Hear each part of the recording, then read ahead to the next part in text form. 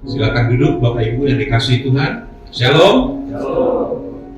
Kita akan membaca firman Tuhan yang terdapat di dalam Keluaran 4 ayat 1 sampai ayat 5. Kita akan baca secara bergantian. Jika saudara sudah mendapatkannya, saya undang saudara untuk kembali berdiri. Kita baca firman Tuhan ini secara bergantian. Saya baca ayat 1, Bapak Ibu 2, dan kelima nanti kita akan baca secara bersama-sama.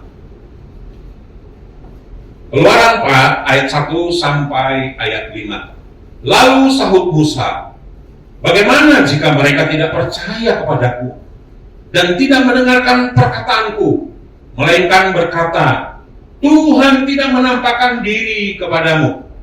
Tuhan berfirman kepadanya, apakah yang di dalammu itu? Jawab tongkat. Firman Tuhan, lemparkanlah itu ke tanah. Dan ketika dilemparkannya ke tanah, maka tongkat itu menjadi ular. Sehingga Musa lari meninggalkannya. Tetapi firman Tuhan kepada Musa, ulurkanlah tanganmu dan peganglah ekornya. Musa mengulurkan tangannya, ditangkapnya ular itu, lalu menjadi tongkat di tangan. Bersama-sama, supaya mereka percaya bahwa Allah, Tuhan Allah nenek moyang mereka, Allah Abraham, Allah Ishak, dan Allah Yakub telah menampakkan diri kepada. Silakan duduk, berbahagialah saudara yang mendengar firman Tuhan dan melakukannya di dalam kehidupan saudara sehari-hari. Ada satu moto itu lumayan bagus Bapak Ibu. Bunyinya kira-kira begini. God doesn't choose who are fit. He outfits whom he chooses. Ya. Saya ketika membaca ini luar biasa saya pikir. Karena Allah tidak memilih siapa yang layak untuk dia pakai, ya. Dia memperlengkapi siapa yang dia pilih. Jadi hidup di dalam Tuhan itu Bapak Ibu, kalau kita mengikuti apa yang saya katakan tadi, itu luar biasa. Karena Tuhan yang menjamin kehidupan kita. Ya. Ini yang saya syukuri sama Tuhan ketika saya sampai hari ini berjalan bersama dengan Tuhan, bersama dengan istri dan anak-anak saya. Ya. Dari hari lepas hari Tuhan membentuk kami supaya iman kami menjadi iman yang teguh dan bergantung sepenuhnya kepada Tuhan. Kalau kita lihat di dalam Keluaran 4 ayat 1 sampai 5 yang kita baca ini, Allah sedang mempersiapkan Musa untuk satu tugas yang begitu luar biasa yang akan Tuhan berikan di pundak Musa untuk membebaskan bangsanya, pilihannya, umat pilihannya dari perbudakan. Jadi Bapak Ibu, kita bersyukur Yesus turun dari surga untuk membebaskan kita dari perbudakan dosa yang begitu luar biasa, yang membuat kita sebetulnya sedang antri ke neraka. Tapi Yesus turun dari surga, mengambil rupa menjadi manusia. Di dalam bahasa asli ditulis dengan kata morphen. Mengambil rupa menjadi manusia, ingin menyelamatkan kita, umat pilihannya yang terhilang. Karena di Roma dikatakan tidak ada satupun yang mencari Allah. Semuanya punya kecenderungan untuk berbuat dosa. Gak ada yang mencari Allah. Dan Tuhan melihat bahwa manusia itu bisa dibebaskan karena ada yang menolong. Kalau nggak ditolong, dia masuk neraka. Jadi saya teringat dengan satu peristiwa ya, kurang lebih beberapa puluh tahun yang lalu ditulis dalam satu buku. Seorang anak bangsawan Inggris sedang berjalan di hutan, mungkin karena dia terlalu asik berjalan di hutan tersebut tanpa sadar dia kejeblos di lumpur hisap. Ya, di lumpur hisap dia kejeblos, lalu pelan-pelan ditarik oleh lumpur tersebut atau pasir hisap tersebut, dan dia berteriak minta tolong karena dia meronta ingin membebaskan dari jerakan pasir tersebut. Malah dia makin diisap ke bawah. Rupanya teriakannya yang begitu kencang karena antara hidup dan mati. Ada seorang juga pemuda, kira-kira seusia dia, mendengar suara jeritan tersebut. Lalu dia berlari ke arah suara tersebut, dan benar dia melihat seorang lelaki seusia dia yang masih anak-anak sekitar 10-12 tahun sedang ada dalam bahaya dan sebentar lagi akan ditelan oleh pasir hisap tersebut.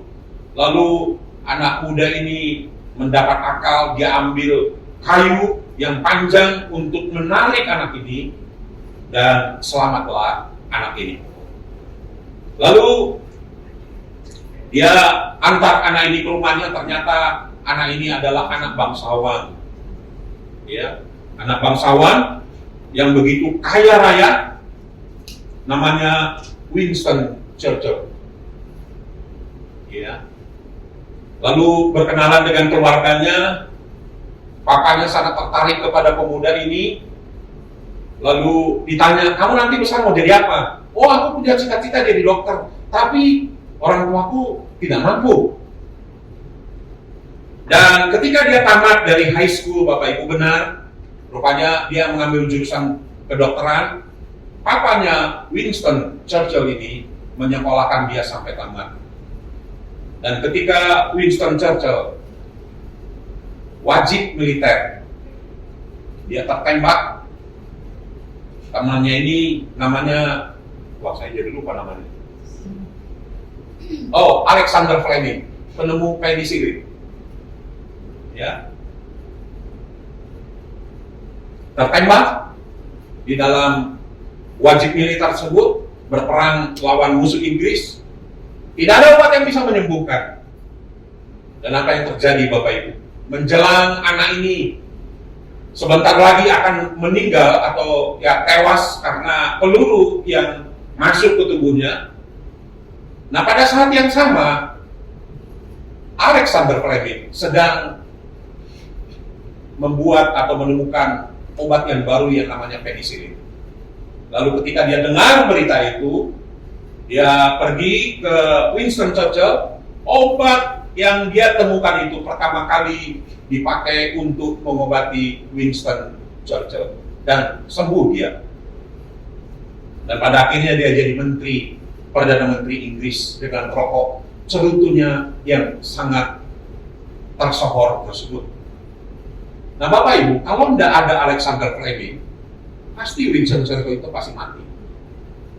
Begitu juga dengan Tuhan kita. Kalau Tuhan Yesus yang adalah manusia 100% dan Tuhan 100%, kalau dia nggak turun ke dunia ini, semua kita pasti sedang ngantri masuk neraka. Ya, jadi semua karena kasih anugerah Tuhan. Saya kalau dengar kata kasih anugerah Tuhan, mungkin berbeda pemahaman saya dengan saudara. Kalau bagi saya ketika mendengar kasih anugerah Tuhan itu, aduh, luar biasa. Sifatnya sangat holistik. Segenap seluruh kehidupan saya, Tuhan yang punya acara. Tuhan yang mengcover, Tuhan yang menolong. Nah, kita kembali ke Musa. Musa ini, Bapak Ibu, dia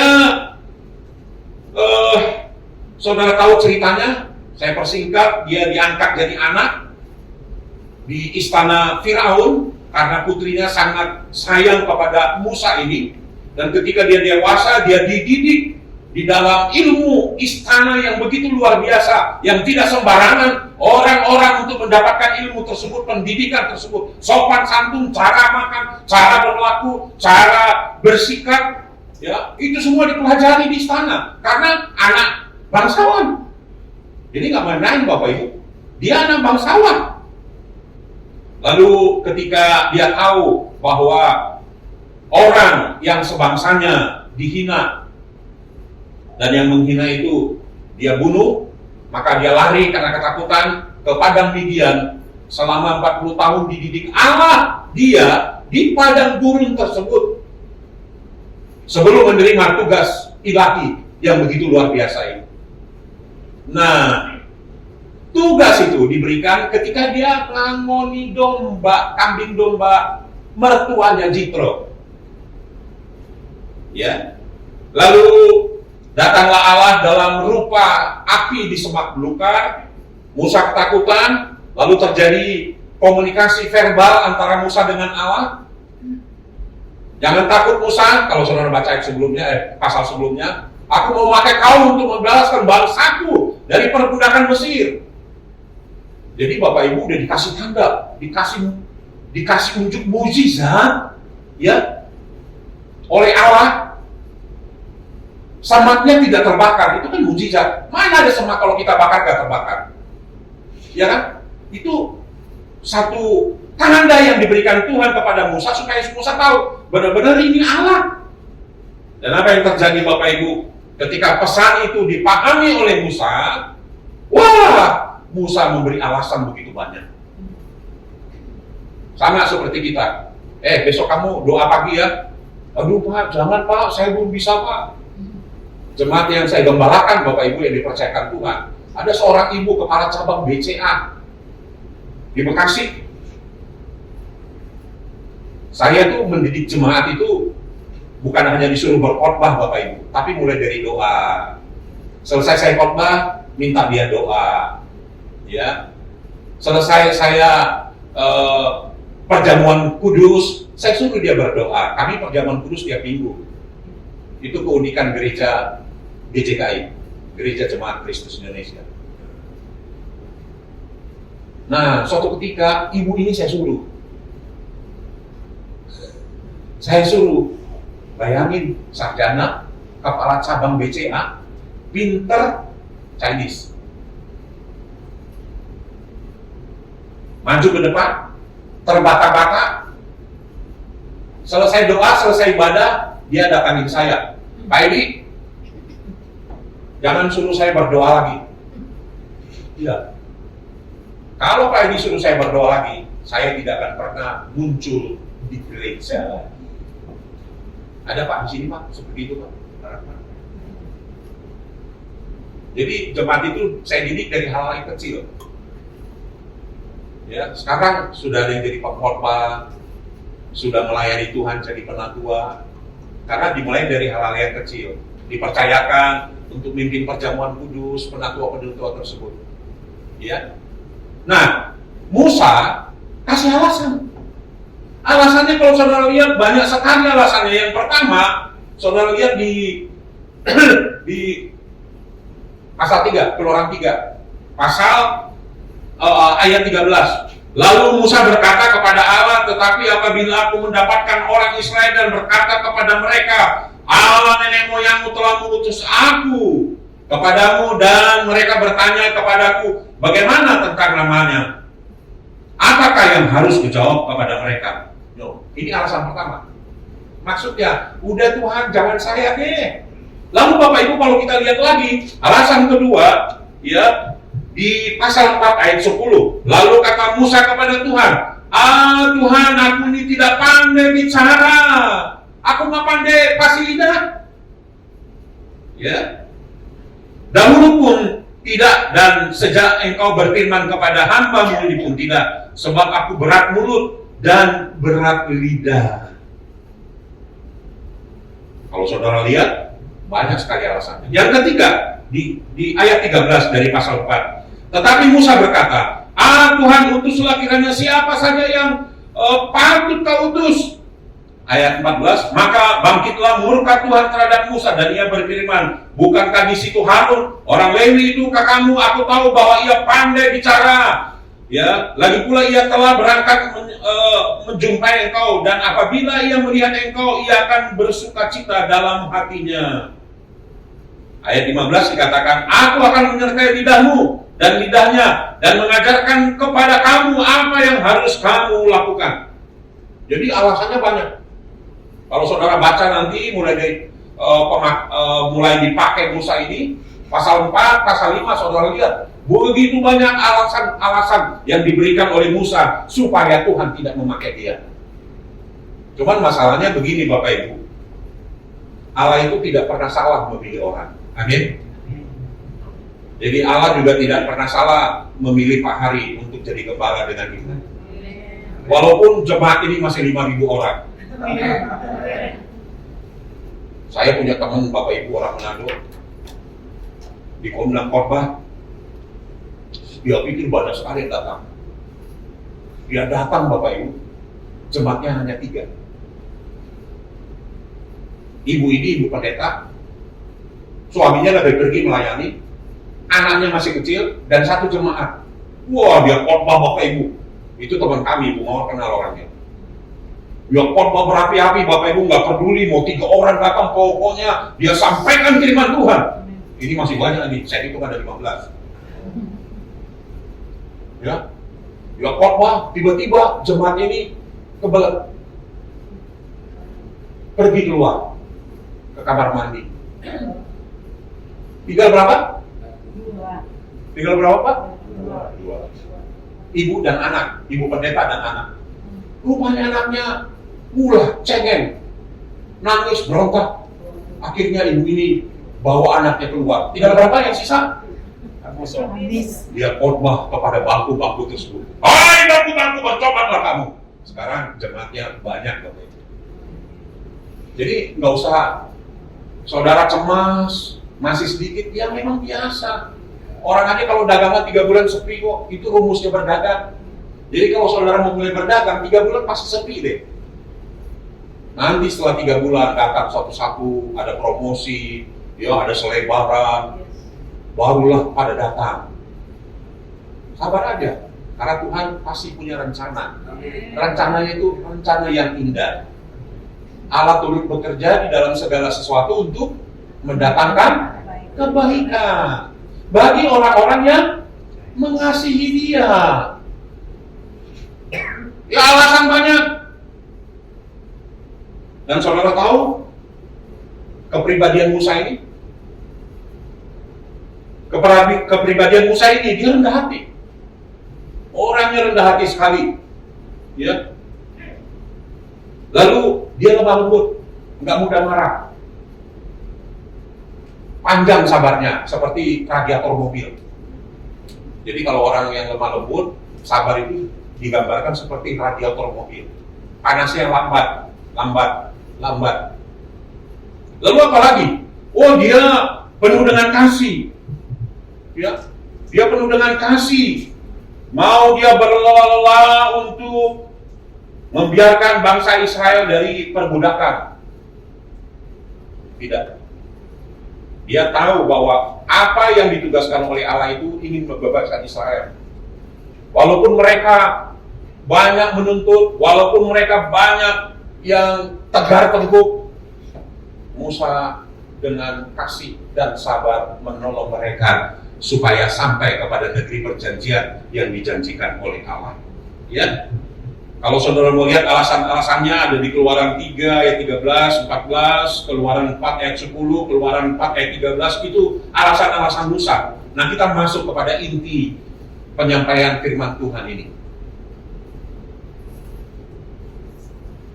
Tadi kita sudah baca ayat 1 sampai ayat 5, ya. Makanya saya bilang Allah itu tidak memilih orang yang mampu, tapi Dia memilih orang yang Dia pilih. Jadi suka-sukanya Tuhan. Kalau saudara belajar perjanjian lama, yang dipilih Tuhan siapa sih untuk membebaskan katakanlah suku bangsanya? Contohnya Gideon. Saudara tahu Gideon itu? Karena diserang musuh terus bangsanya, akhirnya setiap panen dihabisin panen mereka jatuh miskin. Nah Gideon itu ketika datang, malaikat Allah datang kepada Gideon, dia lagi bersembunyi di dalam satu goa memeras anggur Bapak Ibu. Saking takutnya. Dia orang yang penakut, dia orang yang gampang putus asa. Ketika Allah datang kepada dia minta kanda. Ada yang siap. Tapi kalau sudah Tuhan memilih, tidak mungkin salah. Ya, begitu dengan saudara. Kalau saudara ada di sini itu kan kebetulan. Karena bagi Allah itu tidak ada yang kebetulan. Amin. Tidak ada yang kebetulan. Kalau kamu sekarang lagi menderita, kalau kamu sekarang lagi mengalami himpitan, tantangan, pergumulan, tidak ada yang kebetulan. Itu dipakai Allah untuk mendidik engkau supaya engkau mencari Allah. Benar. Kami alami itu. Supaya kami mencari Allah. Dan kami berjumpa secara pribadi, lepas pribadi. Tadi MC mengatakan, ayo mari berjumpa dengan Tuhan. Kalau mau berjumpa dengan Tuhan Bapak Ibu, nggak pernah lari dari 3 hal. 1, pikul salib. 2, sangkal diri. Yang ketiga, ikut terus Yesus. Itu rumus ikut Yesus. Nggak ada yang instan. Ya, nggak ada yang instan. Kami mengalami, kalau mau cerita, Ibu mau cerita, saya cerita. Banyak sekali pengalaman perjalanan hidup kami dalam pelayanan, dalam kehidupan keluarga. Kami melayani mulai tahun 88 sampai hari ini. Ya, kalau Ibu mau lebih lama lagi, SMP kelas 1 udah melayani Tuhan di satu yayasan misi, pergi-pergi kemana-mana, menginjil. Kalau saya menikah tahun 88, mulai dari situlah saya mengenal Tuhan. Karena saya dari gereja tua orang Batak di Pelomas sana, Bapak Ibu, Jakarta Timur. Orang tua saya tinggal di sana. Kalau ke gereja, Bapak Ibu, saya cari tempat yang paling belakang di sisi di sisi tembok. Karena bahasanya nggak saya ngerti, bahasa Batak. Jadi kalau udah mulai ibadah, udah saya di belakang, mari Tijang Mahita. Mau Tijang Mahita itu bahasa Korea itu. Iya, Korea Utara. Ya, Jonjong Mahita punya. Udah berdiri. Roma Hita Tujolo, Pataruhon Teliata. Marilah kita datang ke depan untuk memberi persembahan kita. Begitu Bapak Ibu. Nah, ketika khotbah mulai saya bersandar, tidurlah saya. Alias sarek. Tidur saya nggak ngerti saya bahasanya. Bahasa Batak itu kan halus, ada yang kasar, ada yang halus. Nggak ngerti saya. Sampai hari ini pun bahasa Batak yang halus saya nggak ngerti. Ya, jadi begitu Bapak Ibu. Nah, kalau Tuhan sudah memilih kita, siapa yang bisa menghalangi? Ketika Tuhan memilih Musa, nggak ada yang bisa halangi. Dia coba cari alasan, nggak bisa. Dan ketika dia diyakinkan Tuhan terhadap pilihan, callingnya datang kepada Musa, maka Musa memberi jawaban-jawaban seperti yang kita baca di dalam pasal 4 ayat 1 sampai ayat 5, ya. Tuh ayat 2 ya, coba lihat. Tuhan berfirman kepadanya, apakah yang di tanganmu itu? Karena udah ngasih alasan terus. Terlalu banyak alasan. Lalu di dalam ayat 2 ini Tuhan berfirman kepadanya, apakah yang di tanganmu itu? Jawab Musa, tongkat. Ya. Tongkat di sini kalau di dalam bahasa aslinya ditulis dengan kata yot, Y-O-T-H, yot. Lalu di dalam ayat 3 firman Tuhan, lemparkanlah itu ke tanah, dan ketika dilemparkannya ke tanah, maka tongkat itu menjadi ular sehingga Musa lari meninggalkannya, dia ketakutan. Tongkat itu berubah menjadi ular, Musa ketakutan. Jadi gini, poin pertama ini Bapak Ibu, bicara tongkat yang berubah menjadi ular, yang ditulis dengan kata yot, dan Musa lari meninggalkan tongkat itu karena dia sudah menjadi ular. Allah ingin memberikan satu pengertian kepada Musa. Musa, di tanganmu itu ada tongkat.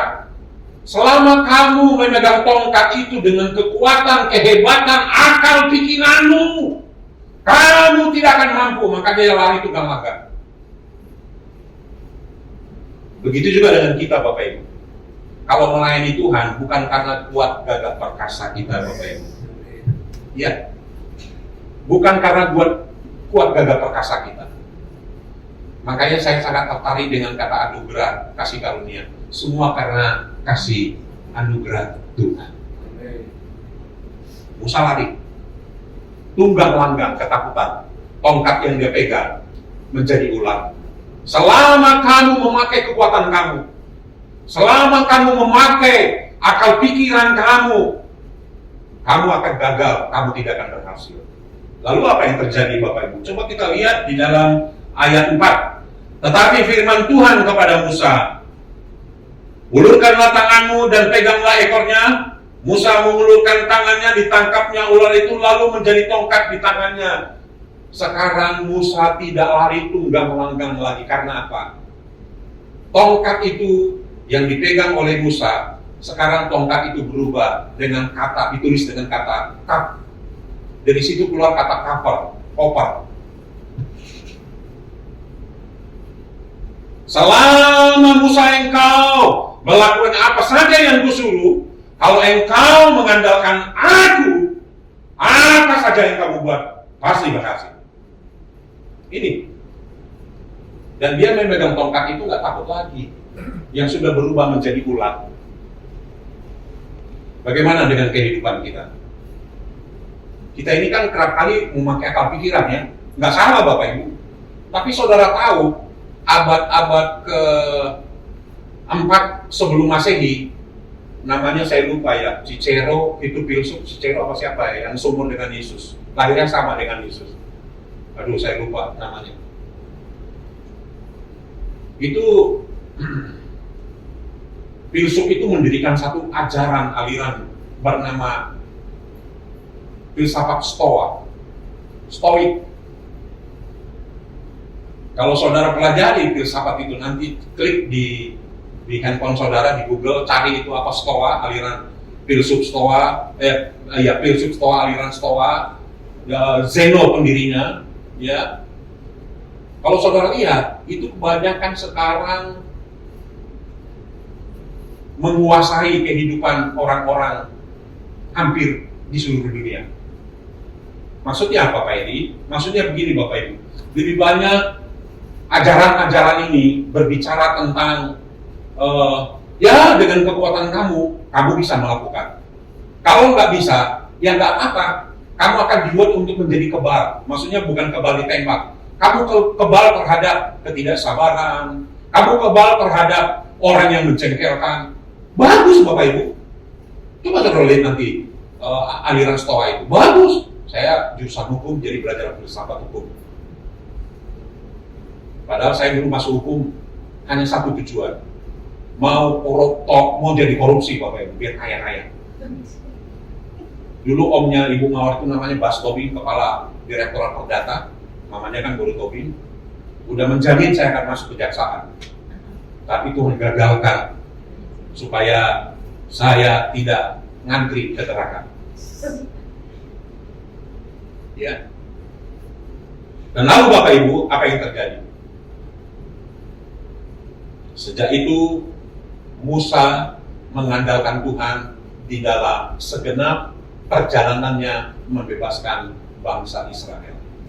Saudara, mari kita belajar ya, keterbatasan kita ini seperti saya katakan tadi dalam filsafat Stoa. Mereka itu bagus. Perusahaan-perusahaan, pekerja-pekerja, anak milenial sekarang Bapak Ibu, itu menganut ini. Ya, banyak sekali yang sangat bagus dari ajaran-aliran filsafat Stoa ini Bapak Ibu. Kita diajar untuk menerima apa adanya. Kalau menderita ya terima saja penderitaan itu. Kamu nggak mampu. Jadi Bapak Ibu, intinya gini, kamu bisa karena kekuatan diri kamu, kekuatan akal pikiran kamu, makanya kamu sanggup. Nah, bedanya dengan kekristenan apa? Kita memang cara berpikirnya seperti orang-orang Stoa Bapak Ibu, tapi cara berpikir kita itu berangkat dari kekuatan kemampuan yang diberikan oleh Tuhan Yesus Kristus kepada kita. Kalau mereka enggak, karena enggak kenal Yesus. Ini ajaran Stoa ini kelihatannya bagus Bapak Ibu, tapi sebetulnya menjauhkan kita dari Tuhan. Karena apa? Kita akan memakai kekuatan diri kita untuk menghadapi segala sesuatu. Padahal Tuhan mengajarkan, terkutuklah orang yang mengandalkan, apa dia bilang? Terkutuklah orang yang mengandalkan Iya, kekuatannya diri sendiri. Diberkati oleh orang yang mengandalkan.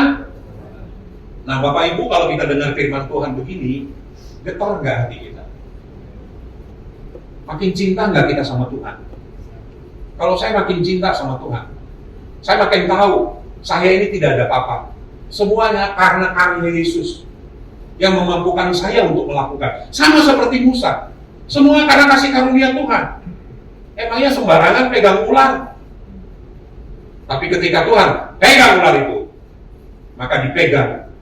Karena Tuhan mengcover, Tuhan melindungi, Tuhan menutupi dengan kuasanya Musa. Ya Bapak Ibu ya, jadi saya harap kita belajar dari kebenaran firman Tuhan ini yang memberikan contoh kepada kita bagaimana cara hidup dengan Tuhan. Jangan memakai akal pikiran sendiri, jangan memakai kekuatan sendiri, karena itu terbatas Bapak Ibu.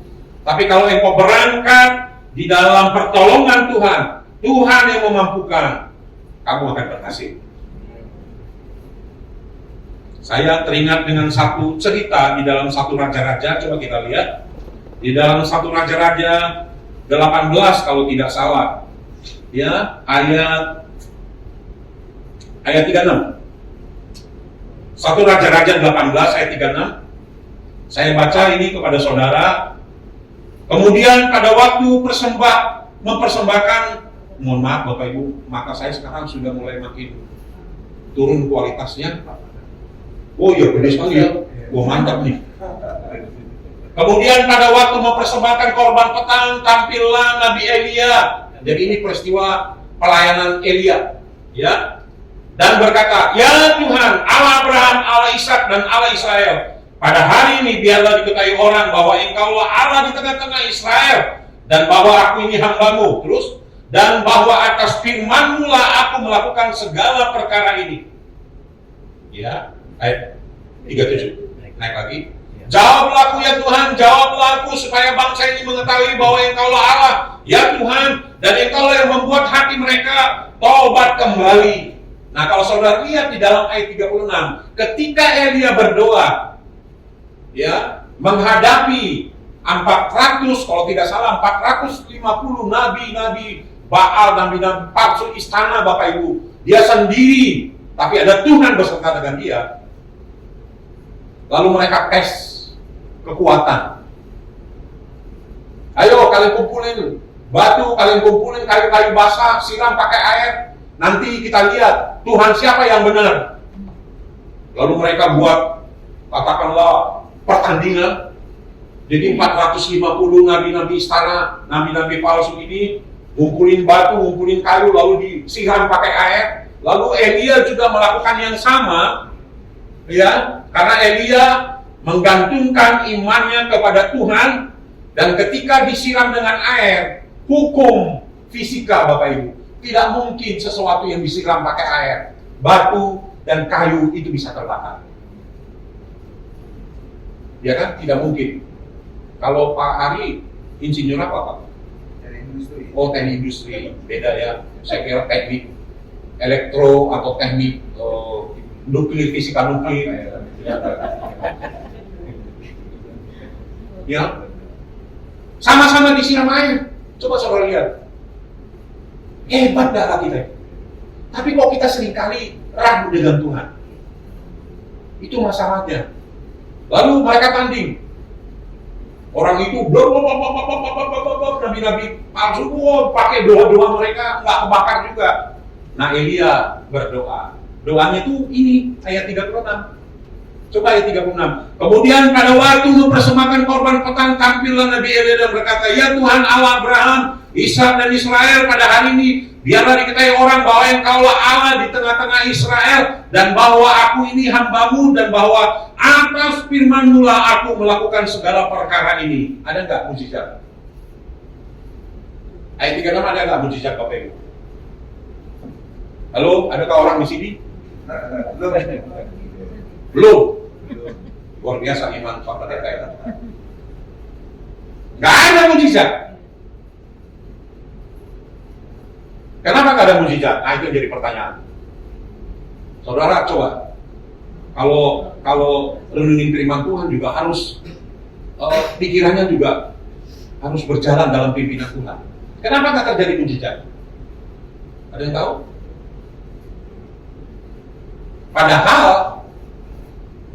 dia berdoa untuk yang kedua kalinya. Ayat 36, doa pertama. Ayat kedua, ayat 37. Ini doa keduanya. Coba kita baca. Jawablah aku ya Tuhan, jawablah aku supaya bangsa ini mengetahui bahwa Engkaulah Allah ya Tuhan, dan Engkaulah yang membuat hati mereka tobat kembali. Ayat 38, coba saudara baca. Silakan satu orang baca ayat 38. Setelah dia berdoa yang kedua kali. Ayat 38 coba, ada yang bisa baca? Lalu turunlah api Tuhan. Lalu turunlah api Tuhan. Terus menyambar habis korban. Menyambar habis korban. Lalu kayu, api, batu dan tanah itu, bahkan air yang dalam parit itu habis dijilatnya. Stop. Makasih Pak. Gak masuk di akal. Kenapa doa pertama gak langsung dijawab Tuhan? Ini kita belajar bagaimana ngendaliin Tuhan. Ada yang tahu? Ya Pak, yang pertama Elia masih mengacu ke dirinya, belum. Wah, ini memang ternyata orang pintar nih. Nggak salah kuliah di ITB. Benar. Nah, kalau kita dengerin firman Tuhan Bapak Ibu, Tuhan kasih kita akal pikiran. Tapi yang dituntun oleh Roh Kudus. Benar yang dikatakan Pak Hari. Coba lihat ayat 36. Ya. Ya Tuhan Allah Abraham, Ishak dan Israel pada hari ini, biarlah ketika ada orang bahwa Engkaulah Allah di tengah-tengah Israel, dan bahwa aku ini hambamu. Dia mencoba untuk mencuri kemuliaan Tuhan. Nangkep nggak? Jadi kalau saudara mencuri kemuliaan Tuhan, nggak ada doa yang dijawab Tuhan. Sorry, jangan tersinggung. Kenapa saudara undang saya? Orang Batak yang begitu kalau ngomong. Straight to the point. Ya, dia mencoba untuk mencuri kemuliaan Tuhan. Bahwa aku ini adalah hambamu. Nah, kedua, di dalam ayat 37, doa kedua, dia nggak sertakan lagi bahwa aku ini adalah hambamu. Itu yang meyakinkan saya, dia mencuri kemuliaan Tuhan. Coba baca ayat 37, Pak. Jawablah aku ya Tuhan, jawablah aku, supaya bangsa ini mengetahui bahwa Engkaulah Allah ya Tuhan, dan Engkaulah yang membuat hati mereka tobat. Iya, masih ada kata bahwa aku ini adalah hambamu? Nggak ada lagi. Jadi kalau hidup di dalam Tuhan, jangan pernah engkau mencuri kemuliaan Tuhan. Kalau engkau mencoba untuk mencuri kemuliaan, udahlah sampai di situ berkat kamu. Ya, Bapak Ibu ya, mohon maaf jangan tersinggung. Ini ayat-ayat yang coba untuk kita eksegesan. Ya. Dan bahwa aku ini adalah hambamu. Ayat 37 tidak ada lagi. Begitu tidak ada kata bahwa aku ini hambamu, ayat 38. Kayu yang basah, batu bisa terbakar habis dijilat oleh Tuhan. Saya baca ya. Lalu turunlah api Tuhan menyambar habis korban bakaran, kayu api, batu dan tanah itu, bahkan air yang dalam parit itu habis dijilatnya. Ketika seluruh rakyat melihat kejadian itu, sujudlah mereka serta berkata, Tuhan Allah, Tuhan dialah Allah, Tuhan dialah Allah. Jadi sebuah peristiwa mujizat atau apa itu semua untuk mempermuliakan Tuhan, bukan untuk mempermuliakan kita Bapak Ibu. Mohon maaf Bapak Ibu, jangan tersinggung. Ibu Mawar kadang-kadang nggak setuju dengan pakatan saya. Saya mau ngomong kepada saudara, biar terbuka pikiran kita. Yang berkuasa itu, doa kita berkuasa nggak? Doa kita berkuasa nggak? Doa orang yang benar besar kuasa. Besar kuasa. Dengan yakin didoakan besar kuasa. Besar kuasa. Jadi doa itu berkuasa. Nggak apa-apa, nggak ditutup kok Pak, tenang aja Pak. Kita sedang belajar firman Tuhan. Nah sekarang pertanyaan kedua, kalau doa berkuasa, yang berkuasa itu siapa sih sebetulnya? Tidak. Doa kamu tuh nggak berkuasa. Yang berkuasa itu Tuhan. Karena ada juga orang-orang yang menentang saya. Kalau doa kita berkuasa, kita akan buat Yesus jadi kacung kita. Nangkap nggak Bapak Ibu? Jangan salah ngerti dulu. Jangan, udah Pak Edi berhenti deh, pulang aja Pak Edi. Jangan dulu. Selesaikan dulu masalah ini. Kalau doa kita berkuasa Bapak Ibu, kita akan buat Yesus jadi kacung, kita jadi sapam kita. Saya enak kita menyuruh dia, Tuhan bla bla bla, Tuhan bla bla. Lalu pertanyaan ketiga, kalau doa itu tidak berkuasa, ngapain kita disuruh berdoa?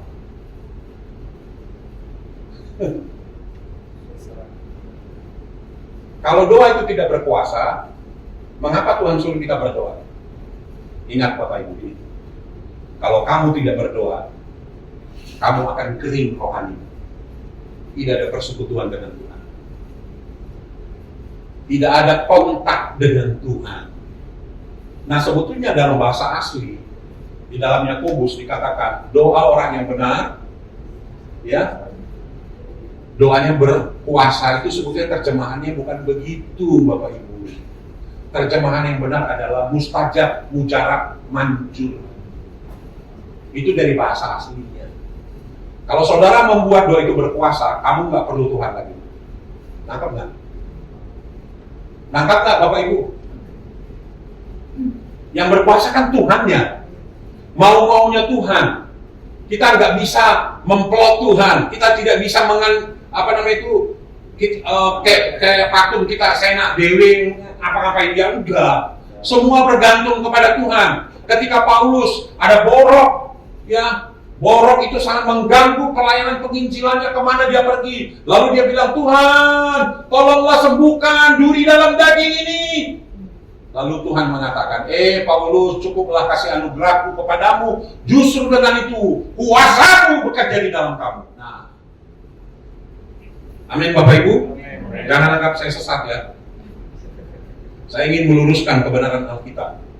Supaya kita nggak suka celoteh karena nggak mengenal kebenaran firman Tuhan.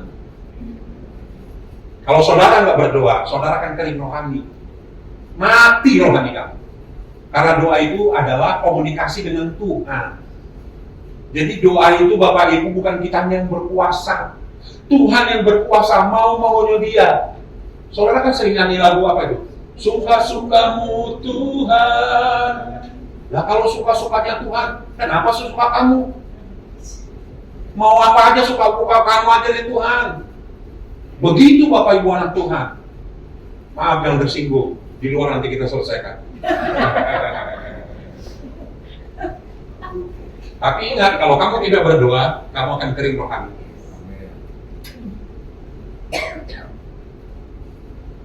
Mari kita berdoa.